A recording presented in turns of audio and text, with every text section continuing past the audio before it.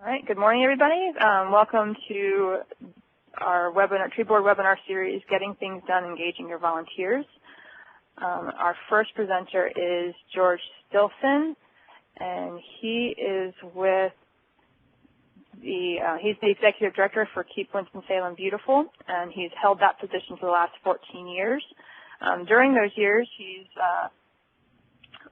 he's worked with volunteers, and the number of volunteers that they've worked with has grown over to 20,000 annually, who've removed tons of trash from the creeks, the roads, parks, and schools in the area. They've planted over 1,400 trees, 15,000 flowers, and over 500,000 flower bulbs.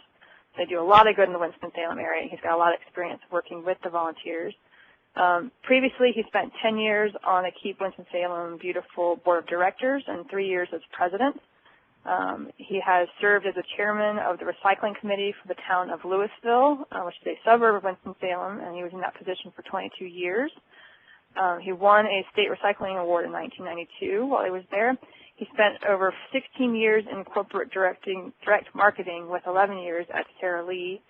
And he has a bachelor's in archaeology from Cornell University and an MBA from the University of Wyoming.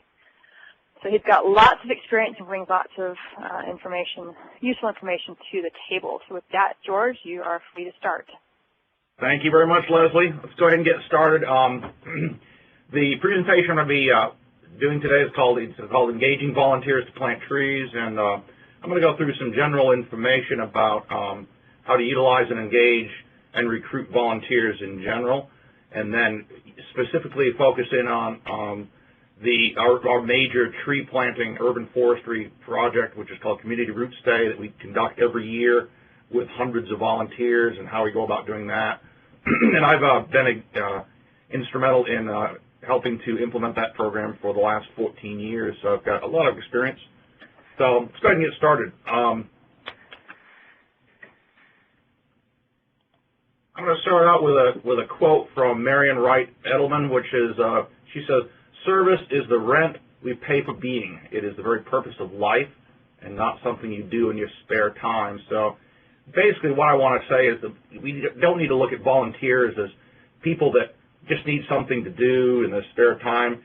People are actively looking for opportunities to volunteer and want to be engaged to do so. So these are people that are, though they're not being paid, it's something that's very important in their lives, and we want to make sure we engage and look for how we focus in on those opportunities to get them involved. So, according to Sue Frogat, she's a consultant in the United Kingdom and Britain who's done a lot of work on how to engage volunteers, and she says that people may volunteer partly for a mix of self-interest and altruistic reasons. So, for instance, they may want to develop new skill sets. So, for instance, in terms of urban forestry and planting trees, they want to get more information about the importance of trees in their community, how to plant trees, how to take care of trees, and so on and so forth. They may want to raise their profile. In that sense, you may want to list opportunity. They want to gain visibility or recognition within the community, perhaps. So they want to, for instance, Community Roots Day that we conduct every year, we not only utilize hundreds of volunteers from across the community, but also there are elected officials out there, the mayor is out there, there are folks from the North Carolina Forest Service, there are master gardeners, and so on. There are a lot of people that they can interact and network with. And that ties in, of course, with social payoff, too, which is who they get to meet, who they get to network with, who they get to work with, and so forth. So why should you engage volunteers? Well, first and foremost, of course, volunteers help us save money. For instance, last year, with all the projects that I conduct every year with Keep Winston-Salem Beautiful, we had over 20,000 volunteers last year, and the value of a volunteer per hour on the average is $20 to $22 per hour. So you calculate those volunteer hours, it saves us tens of thousands of dollars every year to help conduct our programs and projects. So it saves us a lot of money, obviously. Volunteers also bring needed skills. So, for instance, A lot of the volunteers that we utilize in our projects are not only just regular citizens for the city of Winston-Salem, but they're also master gardeners, people that have landscaping businesses, other people that have skill sets that we can utilize to a significant degree to help conduct our programs and projects, particularly when it comes to trees. Volunteers, of course, bring a renewed energy and excitement to the program. We'll get through this here in a little bit with Community Roots Day, but Community Roots Day, what we hear year after year from a lot of the people that participate, and a lot of these people participate year after year after year, is they get really excited and charged up about being involved in the program or project, something they can visibly look at year after year and see what they've done. It makes a significant impact on the community in which they live and work. So that energy and excitement we see build year after year. Volunteers increase community ownership, and that's a significant point as well.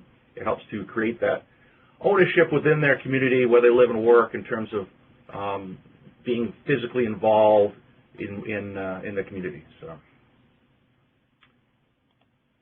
essential steps of an effective volunteer program.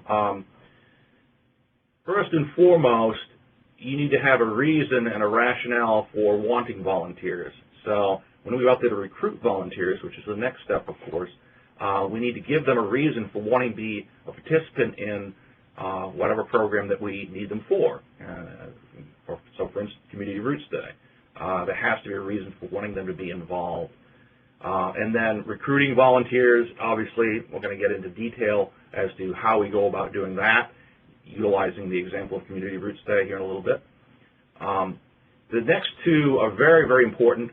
We need to train our volunteers. So not just bring the volunteers on board and say, okay, here's what we need you to do, but train them in what we need them to do. So, for instance, with Community Roots Day, we've got experts on tree planting, whether it be the urban forester with the city of Winston-Salem, master gardeners, landscaping experts, and so forth that will help train the volunteers and then supervise those volunteers in the work that they're doing so that they don't get discouraged.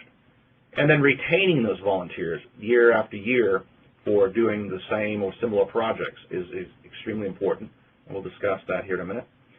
And then the last point, which is also very important, is to recognize the efforts of those volunteers in whatever project they will have participated in.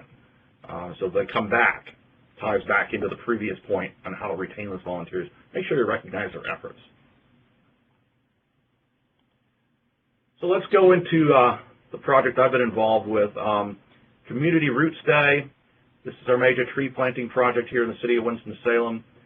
It started 21 years ago with just a handful of volunteers, planted just 60 trees one spring day, and then it's grown to an annual effort with 400 to 600 volunteers planting between 400 and 500 trees in one day.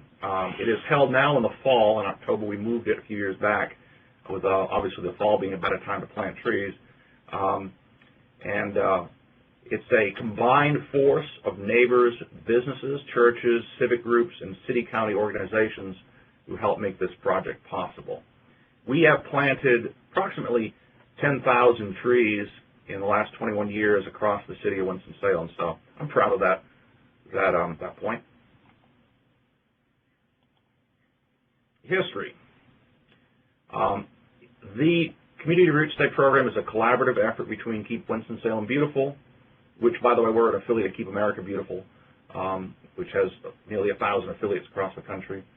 But it's a collaborative effort between us and the Community Appearance Commission for Forsyth County and the city's vegetation management and urban forestry programs. What we wanted to do with Community Roots Day was to go to places that the citizens felt needed a little lift, an appearance of community socioeconomic issues like crime and urban decay. We went into areas where we wanted to reestablish or establish the urban forestry canopy in communities where there were issues. It was in many cases we were going into areas where there were socioeconomic issues that were involved, and wanted to make an impact. So, like I said, replace, create an urban forest canopy in one selected neighborhood each year. Brings together hundreds of volunteers, and this is extremely important. We've got volunteers from all backgrounds to help one particular neighborhood. So the day of the event, we'll have people from throughout the community, from young people all the way up through senior citizens from every ethnic and socioeconomic background you can think of. It's a great melting pot, so to speak. And it helps us to instill a sense of pride in that community, so we always try to engage the community in which we're planting trees to get people within that community involved, along with all the other people we've brought from across the city. And obviously, you're probably all well aware, I mean, the plant, it not only improves pride in the community, but it improves property values, stabilizes the soil, provides cooling effects, and so on and so forth. This event also helps us to celebrate Arbor Day and the annual Tree City USA recognition, and we've gotten that recognition for the last 13 years, so we're proud of that as well. Here's some of our volunteers from a few years, actually this is 2000, so 14 years ago. And a few more, and a few more. So, execution for this program. We start planning about 6 to 8 months in advance. We select one neighborhood in dire need of trees. We're working on an ongoing 5-year plan, so we try to identify areas within the community that will need us to plant trees on a 5-year basis. We determine a host site, like a church or a community center or a school, where we can have the volunteers gather and have the food distributed for, we'll talk about food here in a minute, that's important as well in terms of retaining volunteers. But we start with heavy publicity in local media and direct mail and social media now as well to help raise funds and volunteer solicitation.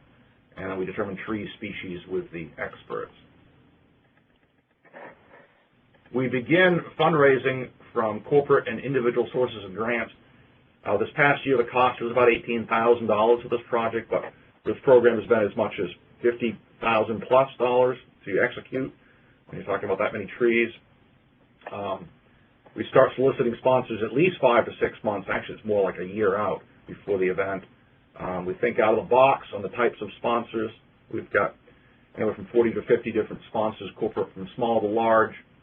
And sponsors are recognized on T-shirts, direct mail brochures, and event programs. Okay. And then the selection of trees are done by the urban forester for the city and others within the city of Winston-Salem. And the types of trees, of course, depend on location and hardiness. We try to have a mix of native and non-native trees depending upon where we're planting. So it varies from year to year. Let's get into recruiting volunteers. Volunteer recruitment. Keep Winston-Salem Beautiful has a database of about 1,000 plus volunteer groups. Now that's, it's many more because, like I said earlier, we had 20,000 volunteers last year, but we've got a mailing database and an email database of hundreds of volunteers that we solicit every year and add to that year after year as we get new volunteers. So that's an important source of volunteers. We do PSAs on radio, public service announcements. We utilize our website and the city's website and social media, Facebook and Twitter and other media as well to help get the word out about the upcoming event and the fact that we need volunteers to help us. This is really important. We send the information out to all the schools, and we have approximately 70 schools, public schools that is, within Forsyth County, and we go to the administration office for the school council or the Winston-Salem Forsyth County schools and have them send information out to all the principals at all the schools to let them know about this event and the fact that we need volunteers to help. We get hundreds of volunteers for our events during the course of the year from the school system. And we also create a direct mail brochure that we send out to our database. We also contact and solicit volunteers from the local Boy Scouts and Girl Scouts and Master Gardeners and other groups of importance like that as well. We contact the Garden Club Council and the Cooperative Extension Service to get the word out that we need volunteers. Execution. Execution of the event. This is very important for not only engaging but also retaining volunteers for future events. We organize food and drink donations for the volunteers, so we have a lot of local businesses that donate food for Community Roots Day, and that's very important to retain the volunteers. We also have T-shirts that have, you may have seen them on some of the sponsors, some of the volunteers that we showed photographs of.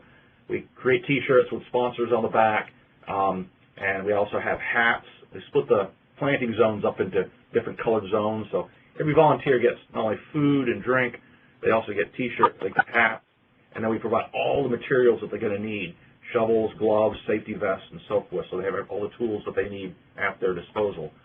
So days before the event, the city crews go and auger the holes, so that makes the job easier for the volunteers. During the event day, volunteers gather for registration and assignments. There's speeches by elected officials, instructions by arborists, master gardeners, like I said, free T-shirts, hats, breakfast food. They go and plant, and then they come back to the host site for lunch.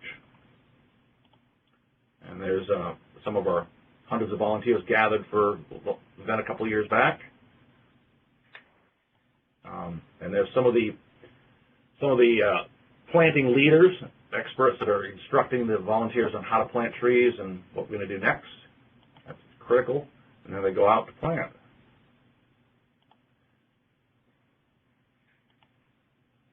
Volunteer feedback.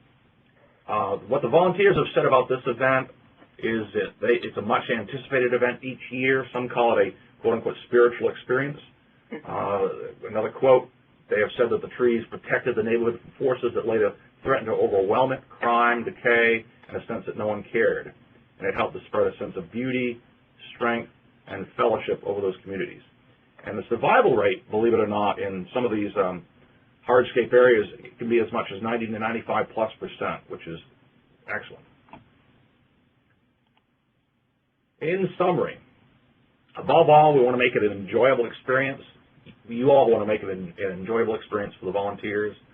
You want to make their job as easy as possible for retaining those volunteers. So, for instance, we give them all the supplies and equipment they're going to need. So we auger the holes. We have shovels. Lowe's Hardware here has donated hundreds of shovels over the years. So we have and we have safety vests and gloves and everything else they need to do their job. We provide the training and education, which is extremely critical. We feed them, which is very important. We give them something to take away to remember the event, like T-shirts and hats with the Community Roots Day logo on it.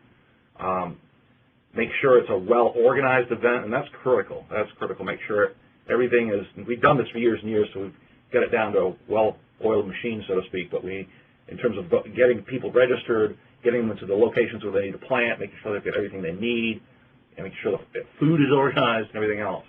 And then afterwards, recognize their efforts and thank them, whether it be via email. I try to use email as much as possible these days to say thank you for a job well done. And hope to see you next year or hope for the next event. There's some of our happy volunteers. And you see the T-shirt there on the young man in the front. That's Community Roots Day. I think it's 2001. And there's my contact information. So you'll have that, Leslie. That'll be provided as well. So that's my presentation. All right, great. Thank you, George. We can take a couple minutes here for presentations for anybody who has a question for George specifically. Just write the question out in the Q&A dialog box there, and I'll read it out, and George will be able to answer it. Just to give them a minute to get started, George, I've got one for you. Sure.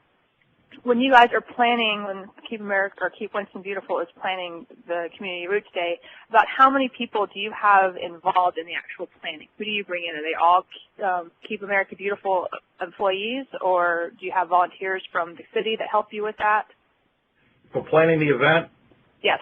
Yeah. What we utilize is a collaborative effort between Keep Winston Beautiful, the city Community Appearance Commission, which is in line with the planning department for the city, and the Vegetation Management Division and the city. There's the city's urban forester.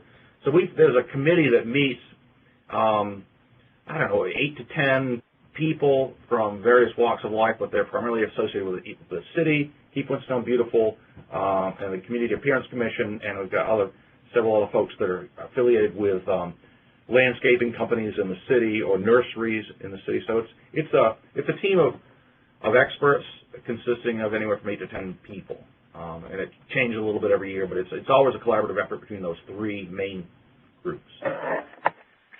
Okay, great. I just was wanting everybody to kind of hear that it's not a one-man show, even No, volunteers. No. But okay, I don't see any questions coming through at the moment, but maybe they'll have some as they keep running through Michelle's presentation. So if you're able to stay on, George, that would be great. Sure, that'd be great. Okay, excellent. All right, so we'll go ahead with the second presenter now. We've got Michelle Cole on board on the phone with us. Hopefully her voice is working. But she's with Arbor University's Center for Forest Sustainability. I've worked with her for many years. Previous to when she took the role with the center here, she was with Alabama's Forestry Service there as their volunteer coordinator with their state urban and community forestry program. So I'm going to let her take over, but she's got lots of experience with working with volunteers from across the state of Alabama, and she's going to give us her perspective on where volunteers fit in. So with that, Michelle. Good morning. Can everyone hear me? Yes. Yes. That's good. I have a voice. We're glad. So I'm going to go ahead and jump in and talk about community forestry volunteers specifically in Alabama and how our role has fit in, how the program has worked in Alabama. Let's talk a little bit about the volunteer. I want to start with the volunteer facts in Alabama and want to share that. I feel that Alabama's urban and community forestry program is a responsibility for making sure that our towns and cities have a good urban forestry program. It's not only just for the city forester, it's a job for each of us, each mayor, each city council member, each tree board member, each city forester, and especially each citizens, and that's how our volunteers come to play. For us in Alabama, we realized very early that volunteers have always formed the backbone of Alabama's urban and community forestry program. They serve on tree boards, they provide community service, voice their opinions very loudly, as I may add.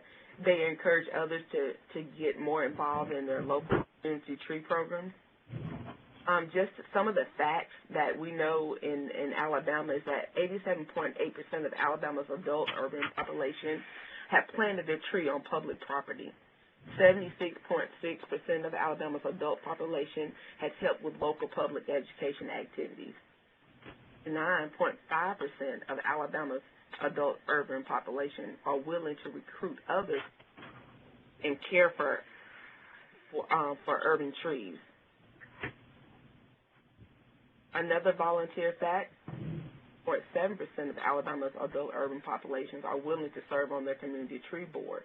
58% of Alabama's adult urban populations are willing to donate their time to urban forestry activity, and 55.9% of Alabama's adult urban population are willing to donate money to support an urban forestry activity.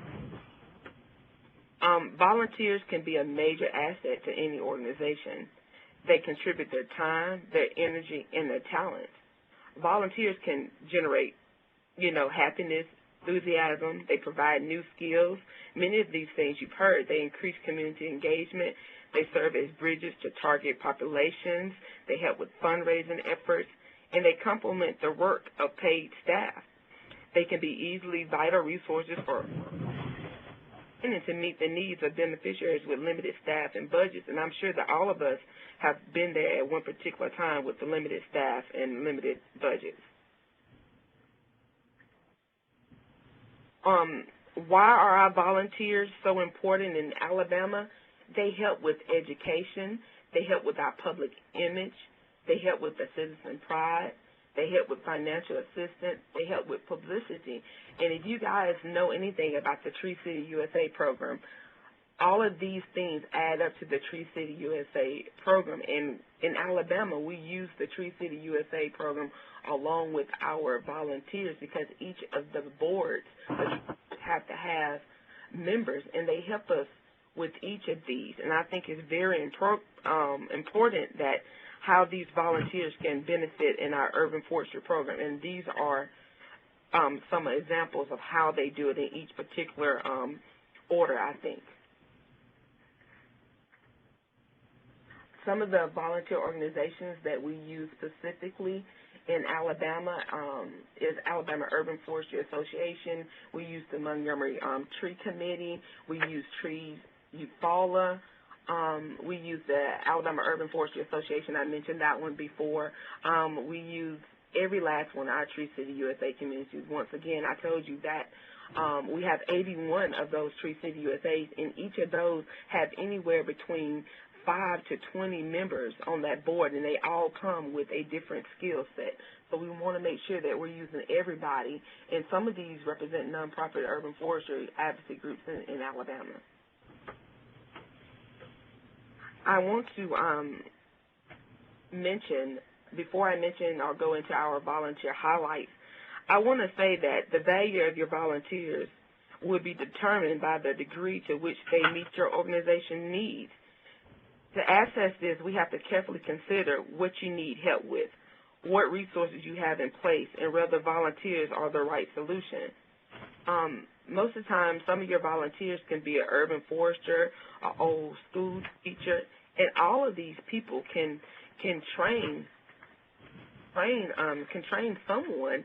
I kind of laugh and I think about when we talk about the right tree in the right place. Often we tell people that I often think about the right volunteer in the right place. If you have a great volunteer and they want to do something, and especially if there's an old forester, they'll be able to help train the other ones. If you have an old school teacher and you're doing an educational plan, that school teacher can be able to calm down some of your students, whereas I would be an urban forester and maybe I wouldn't have that skill set to help my volunteers, to calm down my school kids. So that old school teacher would be able to get their attention and be able to do that. I'm not sure if I mentioned my IRA plan. That's to include responsibility and appreciation plan. And I like to say that when I say IRA, people think I'm starting to say IRS, but it's not. It's IRA, and it's include responsibility and appreciation plan, and that's how I help my volunteers and how they help me. To go into the volunteer highlights, we like to have a volunteer appreciation conference. I like to have a quarterly newsletter published, and it features just my volunteers from across the state. I would like to talk a little bit about my volunteers and how I have rewarded them with scholarships. I'm not sure if you guys have had a lot of storms within your urban forestry program, but I remember a couple of years back, it was one time when Alabama had lots of storms, and I know that it was a lot of storms in some of the other states as well. So we had 30 volunteers that attended the Storms Over the Urban Forestry Conference in Atlanta. These volunteers, they want to not only be appreciated, but they want to be heard. They want people to know what's going on with them. They want their voice to be heard. They want to feel needed, and that's a lot. You want your volunteers to know that they are wonderful, but also everybody wants to be appreciated. Once again, we gave out a scholarship awarded to 5 of our Alabama volunteers to attend the Urban Rural Interface Conference in Atlanta. Sometimes they need to get the city that you're in, so they'll be able to see what else is going on in other states, so they can bring back that leadership qualities that they all have in them. But if you let them go places, trust me, when they get back, they'll be on fire for you.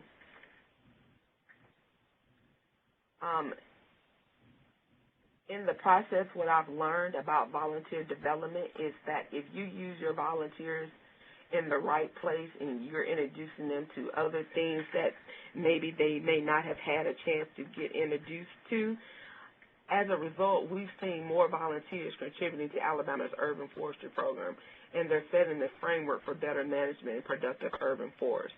And sometimes all they need is just a little push. We've noticed that they recruit by reaching out to the communities. Once you determine the volunteers are right for your organization, you know what you want them to do, and they go out and they find other resources that they need to support. They enlist other staff people, maybe other board members, other personal contacts that they have. They start doing all types of community work.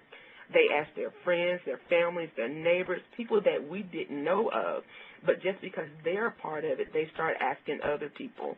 Once again, you have to match your volunteers to the task or to the right activity. Sometimes our volunteers may not give it because they consider us the government, so they won't give us the information that we may need, but they'll give another volunteer personal information like contact information, background, their educational level, their skill set. They may give you, the other volunteers, more time availability, and maybe they'll just give any other information. They may even talk to you about where you can get other funding from that they may have not wanted to tell a state organization. Once again, you have to talk to your volunteers. Talk to them like they're your friends. Talk to them like they're your best buddies. See what they like, what they don't like. Trust me, they'll tell you what they like and what they don't like.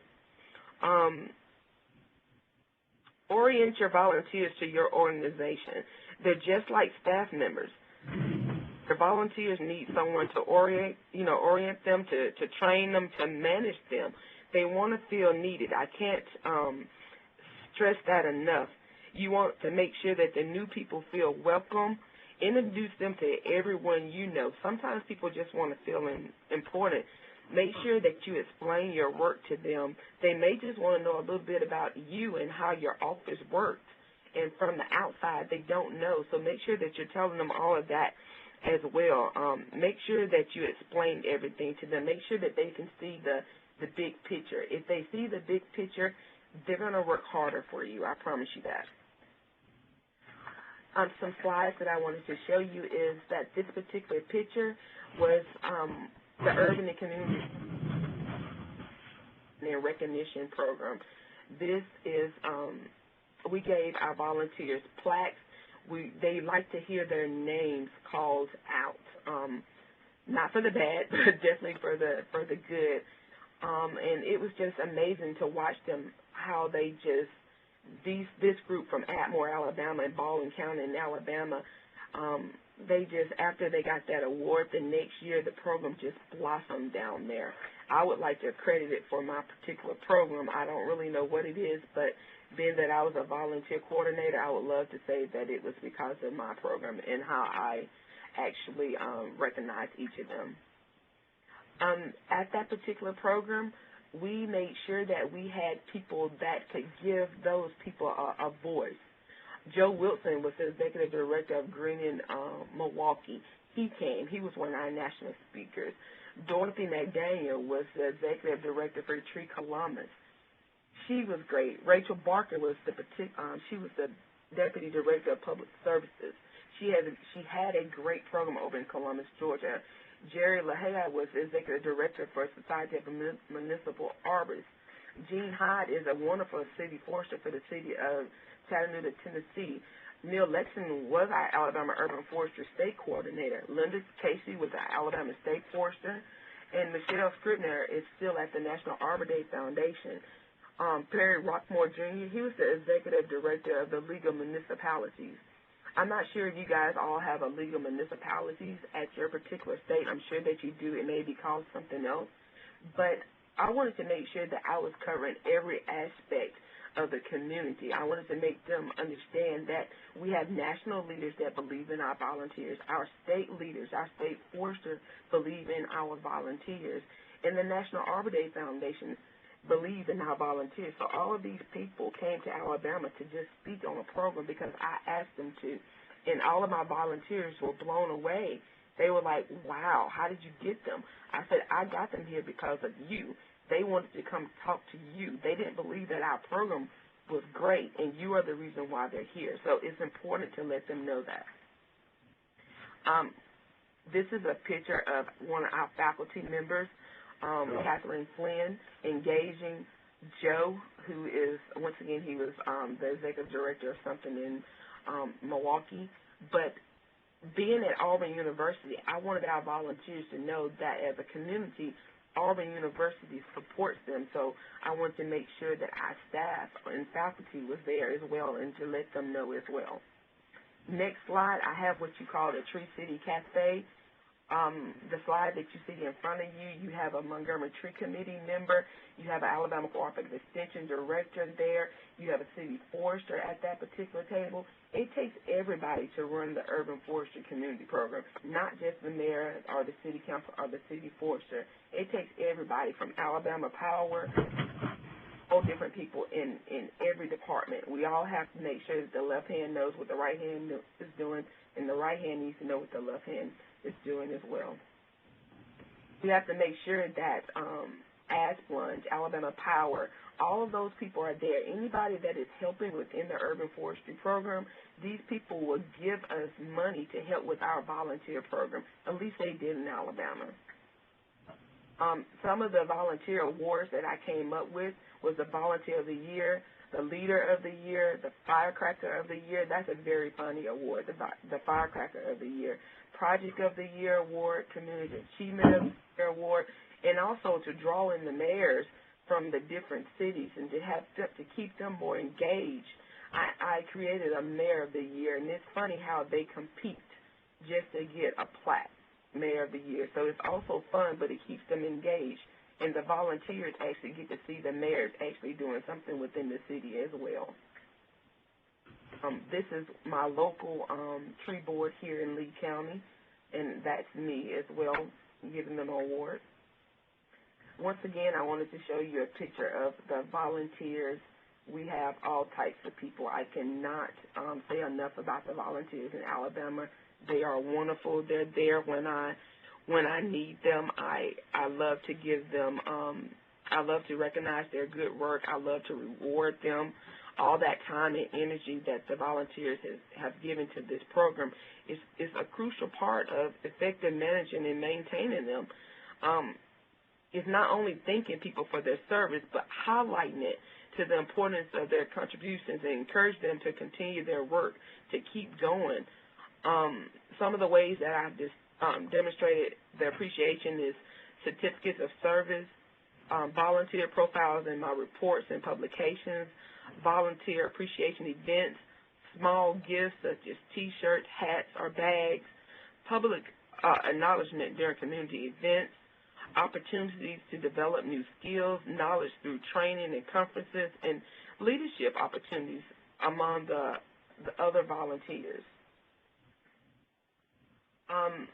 When I first started becoming the Tree City USA volunteer coordinator, no one in Alabama really knew about the National Arbor Day Foundation. They knew that they were a part of the Tree City USA program in Alabama, but they didn't know where the National Arbor Day Foundation headquarters was.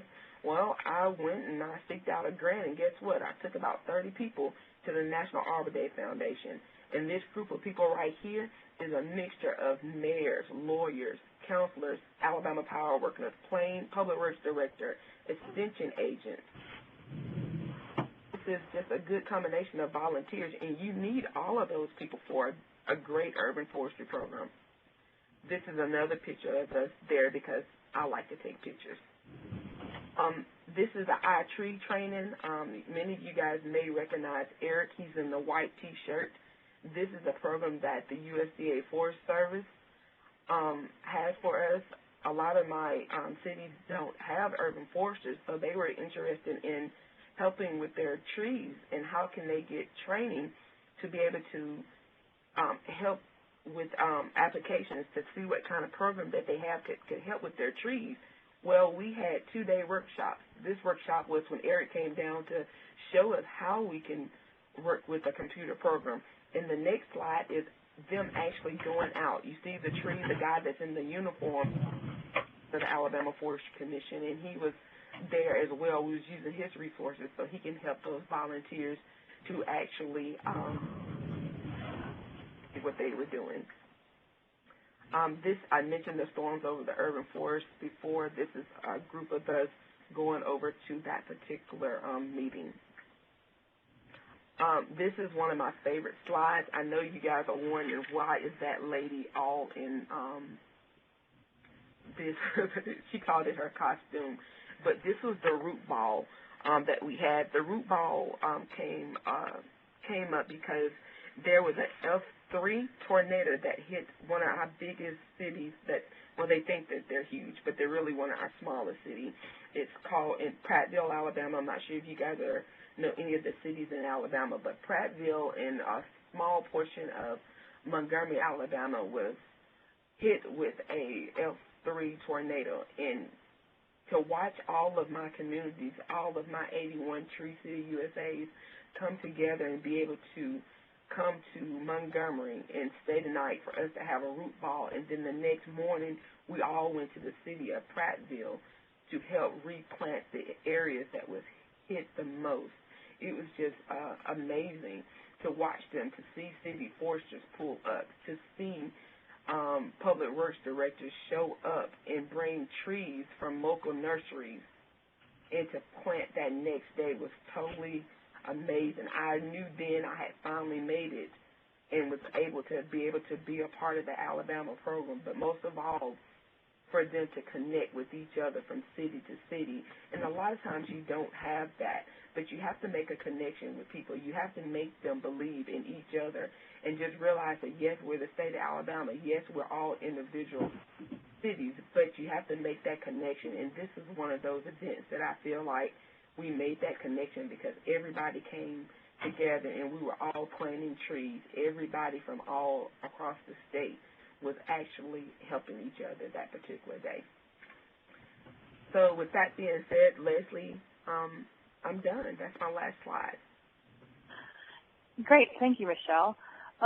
We've got about 10 minutes for questions. I guess before, just to allow you guys an opportunity, attendees, to ask some questions of Michelle and George while they're on, I just wanted to follow up on a couple of things that Michelle mentioned, which are great ideas for how to keep volunteers engaged and keep them supporting your efforts. When she talked about the recognition, a lot of states, not just in Alabama, have awards programs through the urban forestry programs with the State Forest Service. I know that we do here in North Carolina. The Urban Forest Council here in North Carolina works very closely with the Forest Service on their awards program. So I would say that would be a good place to start. If you do have some volunteers or some volunteer efforts that you're supporting, one way to get that recognition is to nominate a volunteer or an event for a state award. You also have awards that come through National Arbor Day Foundation. And then another way to get recognition, as I know, Alliance for Community Trees, which is another state national organization that is very volunteer and partnership oriented. They're always looking for stories about volunteer programs that work. So they have a weekly newsletter that they send out electronically, so you can submit an article there, and they also have an awards program there as well. So there are opportunities at the state and national level to nominate and recognize your volunteers locally, and I think that does a lot to gain support and get your volunteers a little bit more active within your community. But if you've got questions, now is a chance to pick Michelle and George's brains on. And then I have one other thing that I wanted to bring up. I know that they both highlighted tree planting as a really good way to engage volunteers, and it definitely is, because volunteers, that's a really good way to get the community involved because they see the impact almost immediately. And volunteers do like to get their hands dirty and feel like they're doing some good. But there are other ways and other initiatives that you can undertake to engage volunteers in your community. And I know Andy Piper, he's on the call here as well. He's participating. He's with the City of High Point here in North Carolina. He worked with Cooperative Extension and the Forest Service to do a volunteer-based tree inventory, at least to get a tree inventory started for his community, where he was able to train and educate citizens of his community on how to gain some information or gather some tree data, and that's how he's been able to get a tree inventory started there in his community. And then that publication that I attached as a handout from Pennsylvania has other opportunities and ideas for volunteers on how you can incorporate them outside of just tree planting, there are other ways that you can bring them along with your urban forestry program.